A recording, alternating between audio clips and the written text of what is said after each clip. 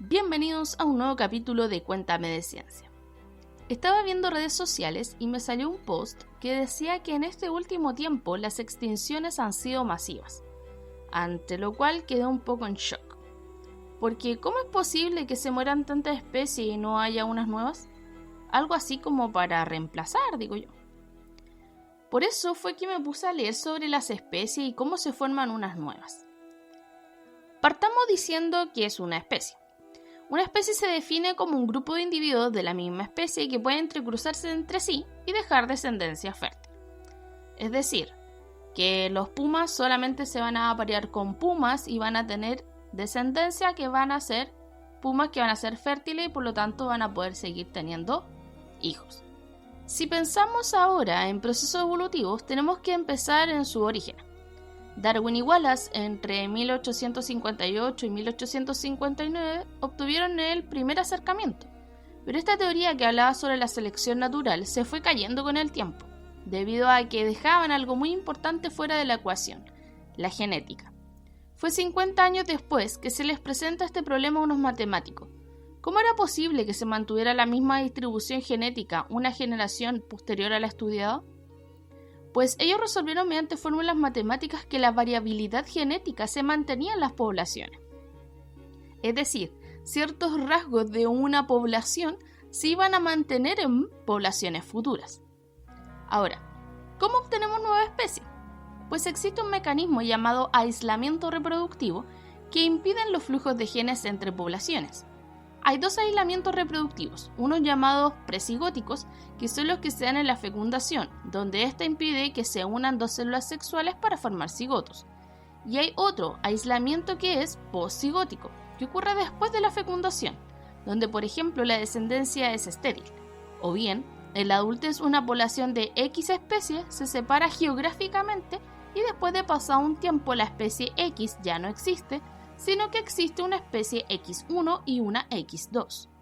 Ahora bien, estas especies no necesariamente estuvieron expuestas a cambios ambientales drásticos que provocaron que éstas pudieran considerarse especies diferentes.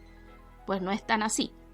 A veces simplemente un pequeño cambio como la forma de su cuerpo o un cambio en su forma reproductiva ya son signos de que una especie considera a la otra diferente y por ende no habrá un entrecruzamiento. Pero esta no es la única forma. Hay muchas más. Por ejemplo, si tenemos una especie de ave que habita en el continente y un grupo de estas decide migrar a alguna isla cercana, pues ambos grupos, tanto el del continente como el de la isla, tendrán condiciones ambientales diferentes y puede que incluso su alimentación sea muy variable. Esto provocará que con el paso de las generaciones, si se llegan a reencontrar, no se mirarán siquiera. Solo los verán como si fuera una especie diferente y no se reproducirán entre ellas. Esto significa que ahora ambas son especies diferentes. Hay más formas de generar nuevas especies. Por ejemplo, si una especie tuvo una mutación en su material genético y fue favorable para ese individuo, este va a ser más resistente a las épocas, por ejemplo, de sequías.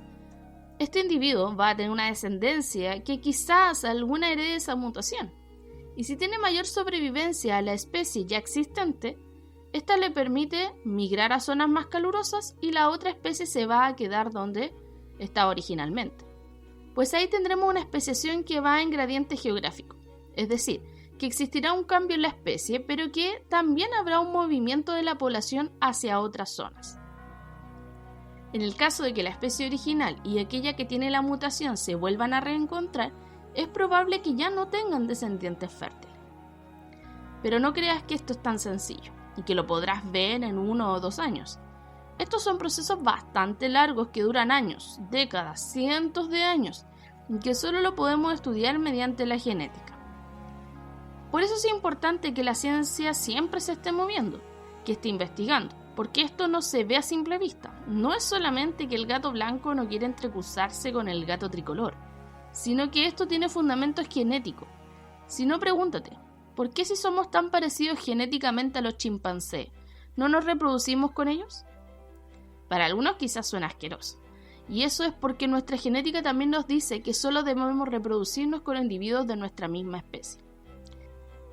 Entonces, sí podemos tener especies nuevas, solo que el cambio es tan, pero tan lento que no lo podremos notar.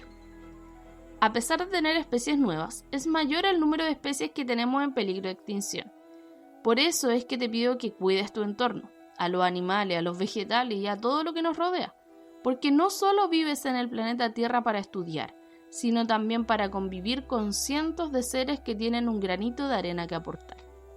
La ciencia no es una rama de estudio simple, sin embargo, es aquella donde puedes conocer todo lo que está a tu alrededor y apreciar lo que realmente tenemos. Por eso te invito a estudiar, investigar y curiosear, porque la curiosidad alimenta a la ciencia.